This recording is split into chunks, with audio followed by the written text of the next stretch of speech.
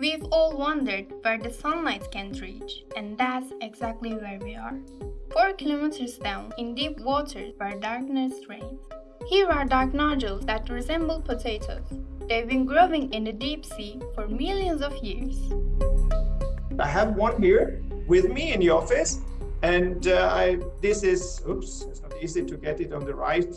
Okay, here it is. And the interesting thing, this thing is about 15 centimeter in diameter, and this is taken about 25 million years to form. These nodules are actually the key to the future. And why is that?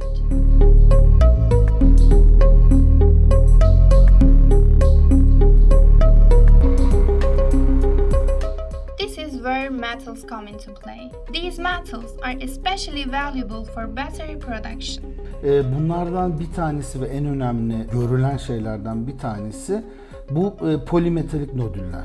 Şimdi bunlar deniz yatakları içerisinde bulunuyor. İşte bu patates şeklinde diye nitelendirilen nodüllerden bahsediyoruz. Ve içerisinde nikel, lityum, bakır, manganez, kobalt bunların hepsini içeriyor. The story goes back to the 1873. The ship name HMS Challenger managed to bring the first sample to the surface with hand probes in deep waters. This sample is completely changed the way the oceans were viewed, and now mining in the ocean below 200 meters yields the raw materials for products such as electric vehicles, wind turbines, energy storage batteries, solar panels, and electric accumulators.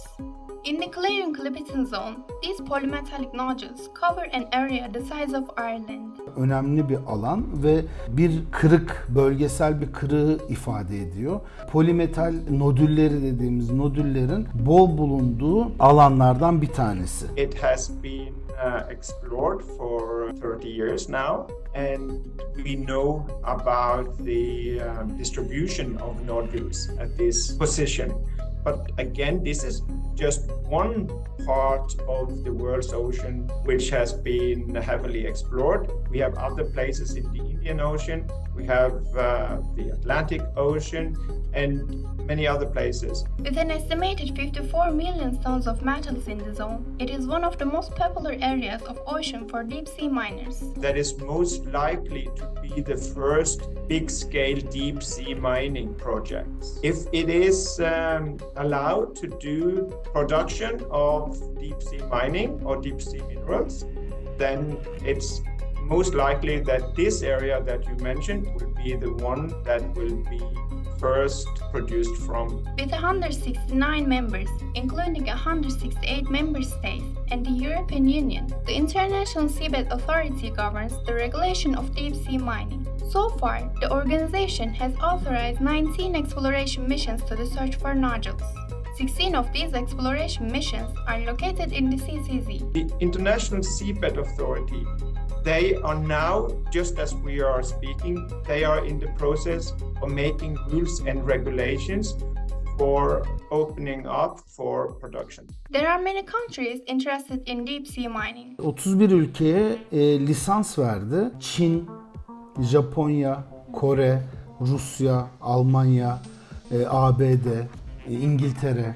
Bunlar bu lisanslardan şu ana kadar faydalanmış ülkelerden bazıları ya da en önemlileri diyebiliriz. Eyes on the 54% of the oceans. Experts believe that commercialization of the nodules will be ready by the end of 2025. As I mentioned, if I say that it's ready by 2025, then in principle, then you should be able to start commercial activities by autumn or summer, autumn of 2025 earliest, if they do kind of get a solution of these regulation issues. I would think that is possible. Bütün dünya genelinde 2023 yılında birden Türkiye'de dahil olmak üzere elektrikli araçlar, lityum iyon piller, bunların fabrikaları, depolama konuları sadece elektrikli araçlar için değil, rüzgar enerjisi, güneş enerjisi için depolama yine aynı pilden faydalanıyor. En önemli problem zaten yenilenebilir enerji depolama ve nakil meselesidir. Deep sea mining is on the agenda of the world energy market in terms of resource extraction and utilization. CCZ dediğimiz alanda özellikle önemli bir potansiyel var. Mesela bu manganez açısından 21,5 milyar tonluk bir potansiyeli var. Ya da nikel açısından 95 milyar tonluk. Bakır açısından 27, kobalt açısından 23. Bu şekilde devam ediyor. The rare element it contains play an important role in high-tech production and the renewable energy sector. Now we have seen a number of reports saying that we need to electrify our society, meaning we should invest in all kinds of renewables, electric vehicles, windmills, solar panels, and so on. Now, if you see how much is needed of materials to do that, then it becomes very hard for the Earth to get it from terrestrial mines.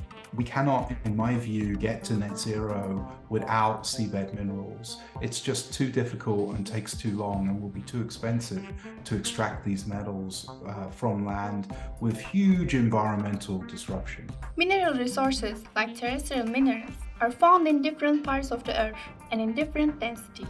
But we're talking of maybe 50, 100 to 200 times the annual production of these metals. They are there just in the Clarion-Clipperton zone. And just if you go to other places, you can find more. If you don't do it, then you need to accelerate the terrestrial mining. You need to get 4 to 5 to 6 times the lithium production, the copper production, the zinc production, and so on, which is very hard. As the Earth resource diminishes over time, humanity has turned to new source of energy. I think that deep sea mining will not replace terrestrial mining by far, because terrestrial mining will be there, but it will be a supplement to terrestrial mining. And that is why I think deep sea mining is so important. Gelecek biraz okyanuslarda gibi görünüyor. Çünkü biz karadaki özellikle hem enerji kaynakları hem madenler açısından önemlice bir kısmını tükettik. O yüzden devletler olarak artık okyanuslara ya da denizlere yönelmeye başladı. Enerji kaynakları ya da karalardaki madenlerden çok daha fazla potansiyelin olduğunu söyleyebiliriz. The mining operation is carried out by a collector vehicle 4,000 meters deep in the sea. This vehicle is connected to the ship on the surface by pipes and ropes. Two types of fumes are produced during nodule collection, one of which is when the vehicle is collecting the nodules. Especially since the production of these polymetallic nodules, that is a relatively easy thing to do because you can actually take them up. You don't need to mine them. You can take them up from the seabed. They are loose. They are lying there loose. They are there, but it's a long distance down to the sea bottom. So you have to find a way to take these polymetallic nodules 4,000 to 6,000 meters up without destroying the environment, conserving the ecosystems of what lives there, and so on. The nodules are transported through pipes to the ship, where they are cleaned of unwanted sediments and then dumped back into the sea at a certain depth, a process that worries environmentalists because these sediments can block sunlight and negatively affect the organisms there. In addition, the dust fumes and noise pollution that occur during this collection are also factors that will affect the habitat. And so I think it's really important to move away from the dredging technology that indiscriminately destroys all life. And that's why our vehicle doesn't land, it hovers, and it uses its cameras to do selective harvesting. So we only pick up a selection of the nodules, not all of them. If we can see visible life growing on the nodules, a coral, a sponge, other forms of life, then the camera and AI system will leave it behind. The biggest impact of deep-sea nodule mining is habitat and biodiversity. Organisms that grow in the nodules, such as corals and sponges, will be removed during mining, threatening life in the area. by trying to optimize the movement of the robotic arm to minimize the sediment disruption.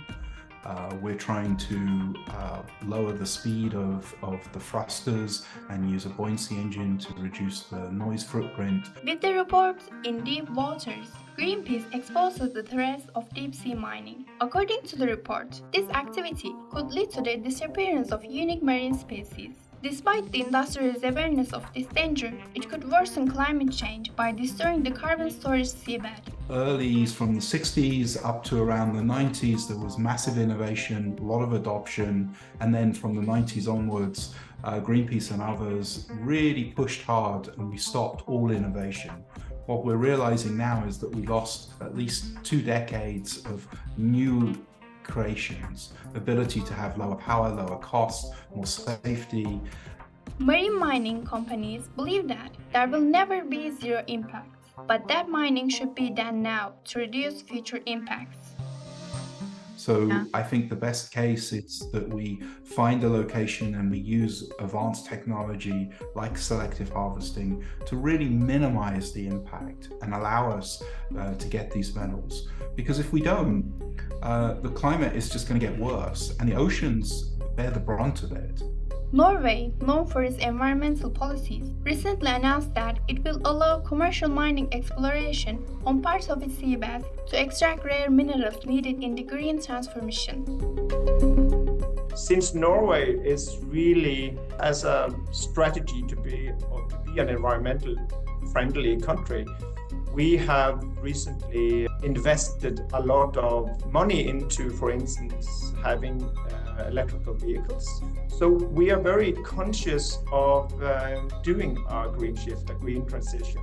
And we have actually used the money from the oil and gas in order to make it possible to do that. Now, to do that, we need these minerals. And since we've got these minerals in our oceans, it's natural that we would like to use the technology experience from the oil and gas, which is well known for, as you said, environmental friendly extraction. I think it's one of the most environmental friendly ways to extract oil and gas. So I don't think that Norway will start to do a production without having a secured commercial and environmental friendly potential of our seas. From smartphones to wind turbines, solar panels to batteries for electric vehicles, many essential technologies require the wealth that lies in the deep sea. Deep sea mining opens the door to a journey that seeks answers to the resource needs of the future. This activity, which requires a careful balance, is not only an industrial interest but also a responsibility. Efforts to protect marine ecosystem and biodiversity are one of the aspects shaping the future of deep-sea mining. But yet there are many countries that have these resources within their own waters, and so they will not be swayed by what happens at the ISA. They will make their own decisions. Deep-sea mining stands out as an important step forward in balancing the shaping of the future technology and the protection of natural resources.